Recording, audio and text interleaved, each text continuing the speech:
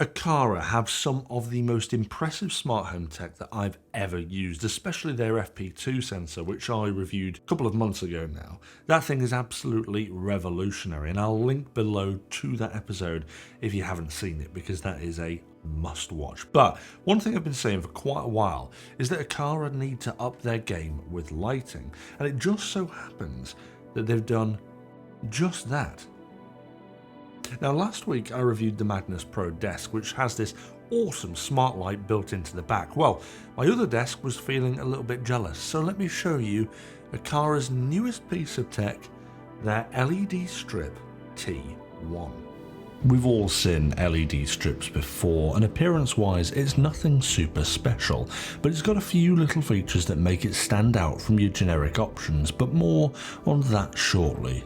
It's capable of displaying 16 million colours along with tunable white, but this isn't just RGB, this is RGB IC, meaning each of the 10 segments of the 2-meter strip can be controlled individually to create a truly individual lighting style in both static and dynamic effects.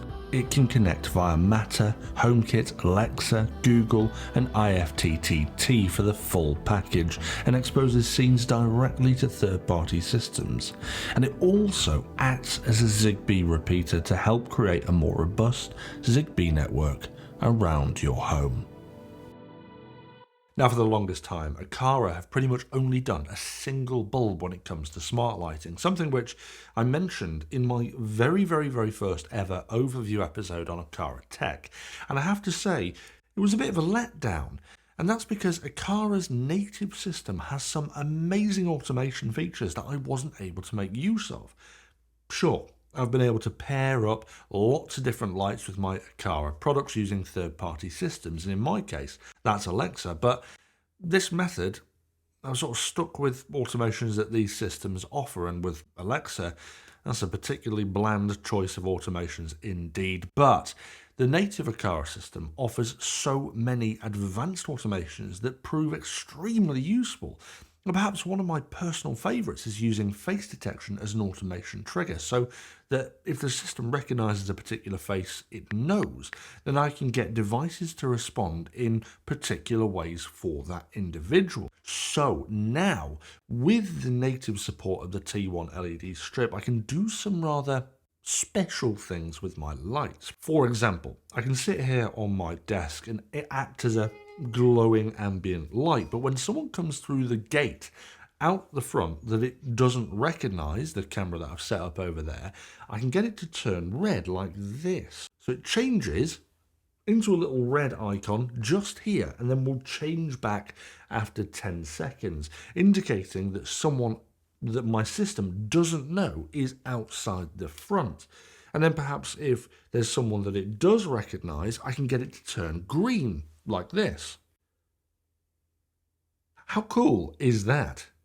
This is just awesome for a very quick visual cue of what's happening without the entire thing turning orange. Or perhaps, as another example, if you had a strip long enough that ran all the way down a corridor or up the stairs, you could perhaps pair it with an Aqara FP2 and then have the light follow you along the corridor, sort of how I did in the FP2 episode with the lamps at the very beginning of the episode. But because this is a light strip with all the lights in one place, it would essentially glow in only the area you're walking, which would be cool. But then I guess, other than looking pretty bloody sci-fi, it could actually save on energy too, as you'd be only lighting the segment that it needs rather than the entire strip, which I guess would also be practical at night if you didn't want to blind the entire house if they've left their doors open at night.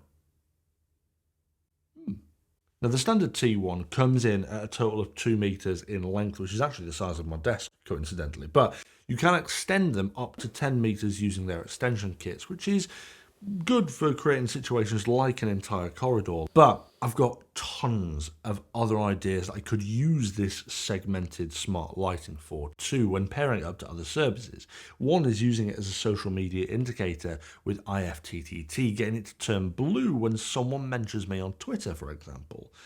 Sorry, it's not Twitter anymore, is it? Twixter? Zitter? TwitX? Well, whatever it's called, shameless plug time, if you are using the new and improved Exter, then go and follow me at the link below, or STU'S Reviews UK to see my Zeets? X-Eats? X-Wheats? But either way, this segment control is extraordinary when pairing up with the powerful automations that both Aqara and other third-party software can give us.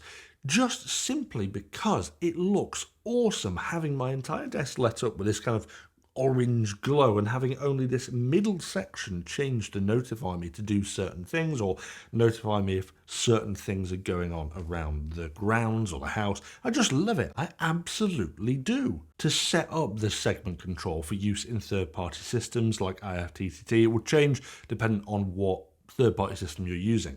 Here I've got the colours saved in a scene, which is then exposed to Alexa as a scene, so I can then set that as an action to trigger whenever a particular event occurs. To control the actual colour of these scenes, you will do this though through the Aqara app, which is actually pretty straightforward. The main card for the device within the app is simple enough, and you can choose from a bunch of different presets, but what you want to take a look at is the little plus button. This is where you can create your own effects for things like I've mentioned already. Choosing, for example, the static, you're met with an awesome little diagram with each segment controllable.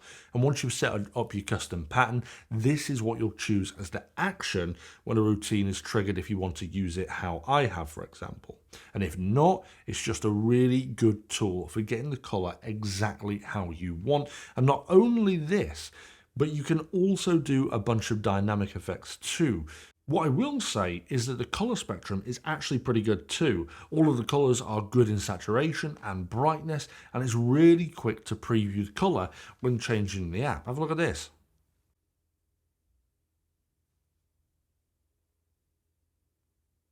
Let's leave it green for a bit.